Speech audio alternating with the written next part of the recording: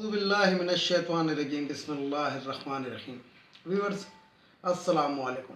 Viewers میں ہوں آپ کا میزبان سید احمد سمیع اور آپ دیکھ رہے ہیں سید احمد سمیع یوٹیوب چینل راولپنڈی اسلام آباد سے۔ ویورز سب سے پہلے تو بہت ہی غمناک قسم کی خبر ہے۔ آپ لوگوں کو معلوم ہو چکا ہوگا کہ پاکستان کے نامی گرامی ایٹمی پروگرام کے خالق بھی اور جسے کہتے ہیں بنیاد رکھنے والے بھی اور پاکستان کی ایٹمی قوت بنانے میں اہم کردار ادا کرنے والے ڈاکٹر عبدالقدیر خان صاحب آج برادہ الہی وفات پا چکے ہیں۔ قالوا انا للہ و انا الیہ راجعون۔ اللہ تعالیٰ ان کے درجات بلند کرے۔ بہت ہی جسے کہتے ہیں کہ کٹھن قسم کی زندگی گزاری۔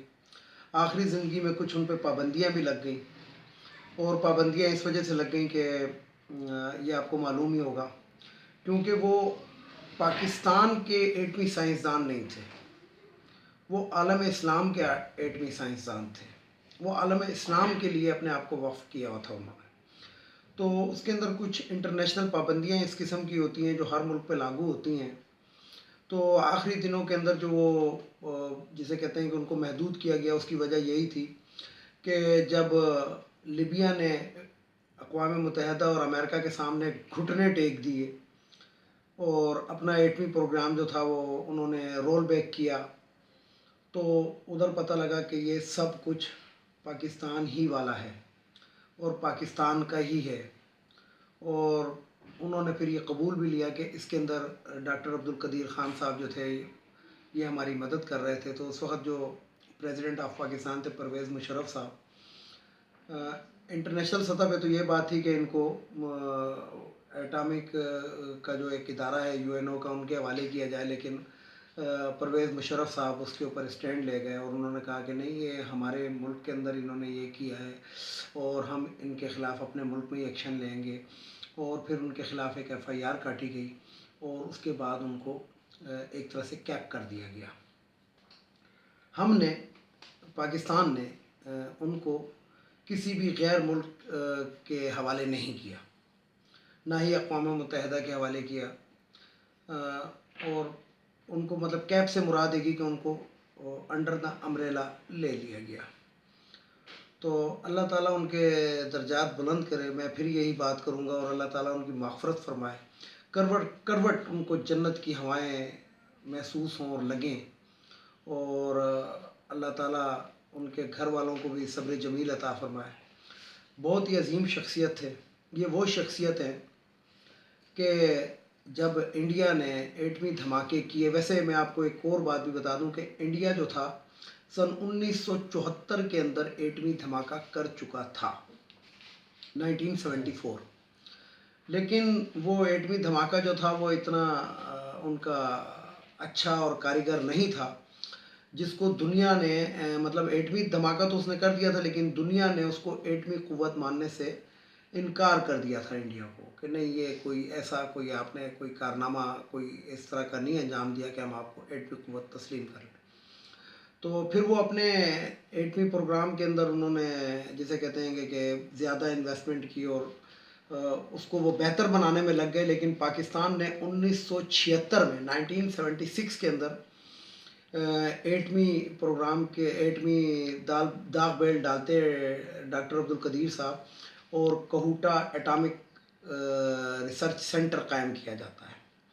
پھر سیاست میں نہیں پڑھوں گا، نہ سیاسی بات کروں گا، لیکن وقتاً فوقتاً جتنی بھی حکومتیں آئیں، ضیاء الحق کی آئی، ضیاء الحق صاحب کے بعد جنیجو کی، بے نظیر بھٹو کی، نواز شریف کی، پھر بے نظیر کی، پھر نواز شریف کی، اس کے اندر ہر ایک حکومت کا، اور خاص طور پہ جب تک یہاں پہ خراج تحسین پیش کرنا چاہیے صدر غلام اسحاق خان کو، کہ صدر غلام اسحاق خان نے ایٹمی پروگرام کے اندر جسے کہتے ہیں کہ ان کا ایسا دست شفقت انہوں نے رکھا ہوا تھا کہ وہ کسی کی بھی اس بارے میں نہیں سنتے تھے، اور انہوں نے ان کے لیے فنڈ بھی اپنے ذاتی فنڈ سے بھی، وہ صدارتی جو فنڈ ہوتا ہے اس میں سے بھی، اور بجٹ میں مطلب وہ انہوں نے ایک کثیر رقم جو تھے وہ ان کو مہیا کرتے رہے۔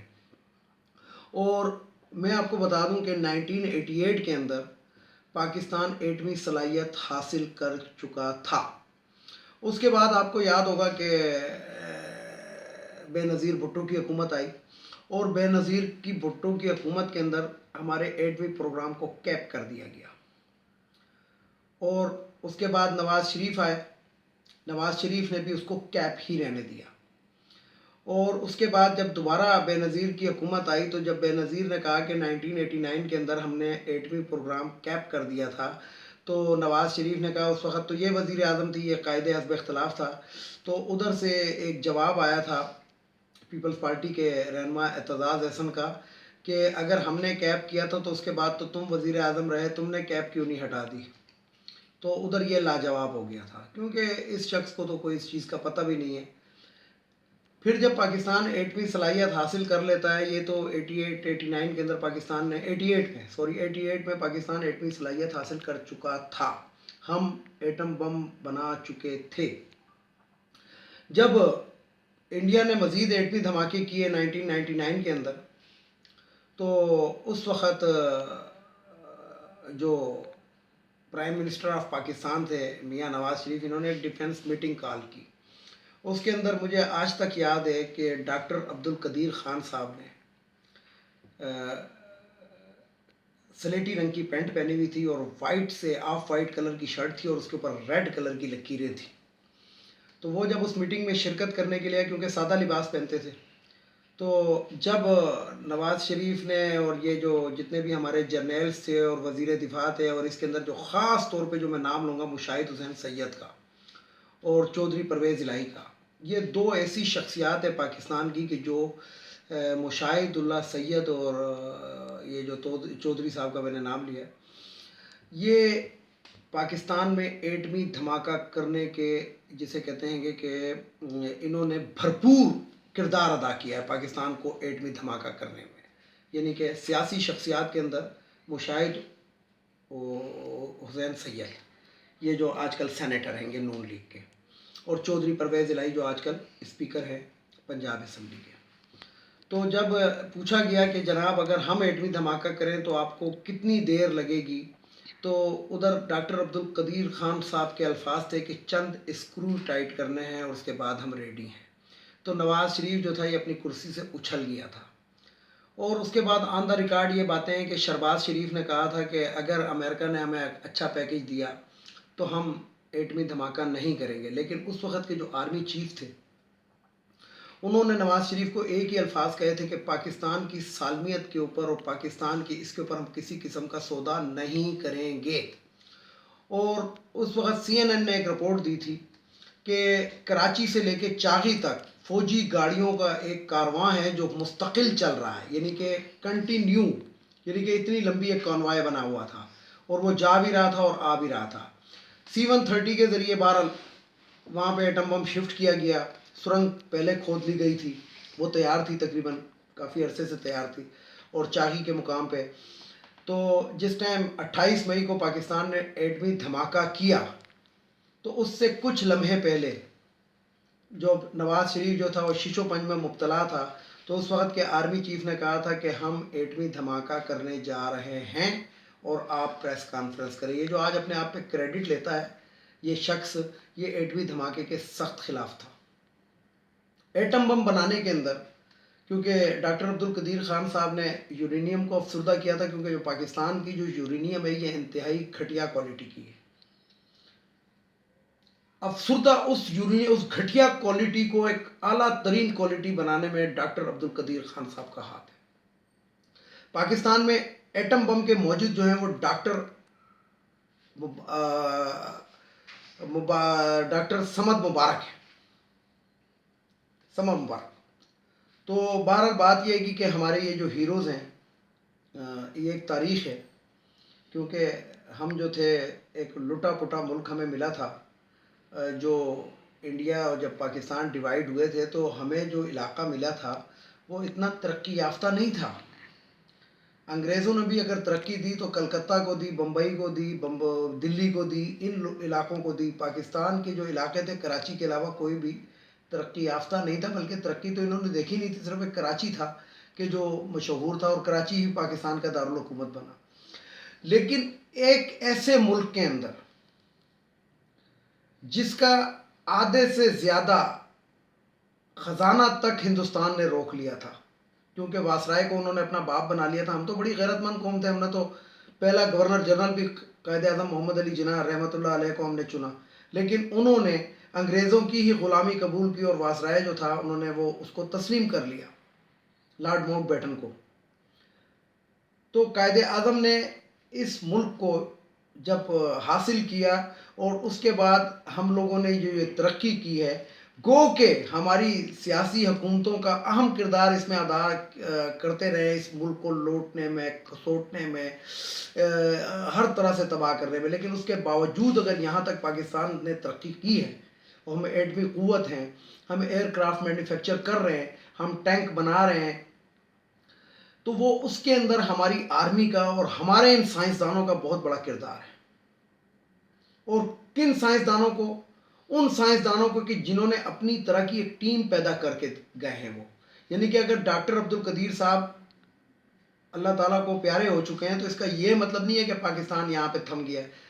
مجھے وہ الفاظ آج تک یاد ہیں، 1985 کے الفاظ ہیں ڈاکٹر عبدالقدیر خان صاحب کے، کہ جب ان کو ضیاء الحق صاحب کا دور تھا کہ اگر آپ کو مار دیا گیا تو کیا ہوگا، تو انہوں نے کہا تھا کہ میں نے کوہوٹا اٹامک انرجی کے اندر جتنے بھی سائنسدان ہیں وہ سارے کے سارے عبدالقدیر خان ہیں. تو کتنے عبدالقدیر خانوں کو یہ ماریں گے؟ ویڈیو کو لائک کریں، شیئر کریں، سبسکرائب کریں، بیل آئیکن کے بٹن کو ضرور دبائیے گا تاکہ میری نیکسٹ ویڈیو آپ کو مل سکے. اس کے ساتھ ہی اجازت چاہوں گا، اجازت چاہنے سے پہلے وہ جو میرے کچھ الفاظ ہوتے ہیں، ایک ان اغوانیوں کو ہمارے ملک سے چلا جانا چاہیے. ایک یہ جو ہمارے ملک کے اندر جو لوٹنے کھسوٹنے کا ایک نیا سسٹم ہے کہ خواتین کی مخصوص نشستیں 40%، یعنی کہ اگر 100 اسمبلی کے تعداد 100 ہے گی تو 40 مفتے آ کے بیٹھے ہوئے ہیں. اور اس کے اوپر ایک شاہد خاقان عباسی ہے جو پہاڑی خچر ہے، اس نے ایک اور بھی وہ کر دیا ہے کہ اوورسیز پاکستانیوں کو بھی ایک سیٹ مل جائے. یعنی کہ اپنی ایک سیٹ کم نہیں کرنی، اپنی سیٹیں نہیں کم کرنی، بلکہ ایک بڑھا لینی ہے. عوام پہ مزید ایک کا اور بوجھ ڈالنے کے لیے یہ اس طرح کے لوگ تیار ہیں. تو یہ جو خواتین کی مخصوص نشستیں یہ ختم ہونی چاہیے. تیسرے نمبر کے اوپر وہ جو بھگوڑا لندن میں بیٹھا ہے وہ واپس آنا چاہیے. اور سب سے آخر کے اندر عدالتوں کو چاہیے کہ انصاف مہیا کرے، انصاف پرووائڈ، سستا انصاف جو لوگوں کو نظر آئے، جس میں غریب کی سنوائی ہو، جس کے اندر غریب عدالت میں جانے سے گھبرائے نہ، پلی بارگیننگ کے لیے تیار باروں بار نہ ہو. اس طرح ایک قصہ ایک چھوٹا سا سناتا چلوں کہ ایک شخص تھا، اس نے عدالت کے اندر چلا گیا تو 7 سال کے بعد جج نے اس کو فیصلہ دیا، اور جج نے اس کو باعزت بری کر دیا. تو جج نے اس کو کہا کہ جناب آپ اس میں کچھ کہنا چاہیں گے؟ تو اس نے کہا اللہ تعالیٰ تجھے ایس ایچ او بنائے. تو جج نے کہا کہ میں جج ہوں، ایس ایچ او نیچے ہوتا ہے. اس نے کہا نہیں، آپ نے میری جائیداد بکوانے کے بعد یہ فیصلہ دیا جب میں عدالتوں کے اندر خوار ہوتا رہا. جو ایس ایچ او تھا اس وقت اس نے کہا تھا 3000 لاؤ فیصلہ ابھی کر دیتا ہوں. تو ایس ایچ او تجھ سے بڑا تھا کیونکہ وہ اسی وقت فیصلہ کرا رہا تھا. تو اپنے ججوں کی کرپشن کو دیکھیں، ان کی بیویوں کے آنسوؤں کو نہ دیکھیں. اس کے ساتھ ہی اجازت چاہوں گا تمام دیکھنے والے سننے والوں کو. اللہ حافظ. اور آخر میں وہی نعرہ، پاکستان زندہ باد.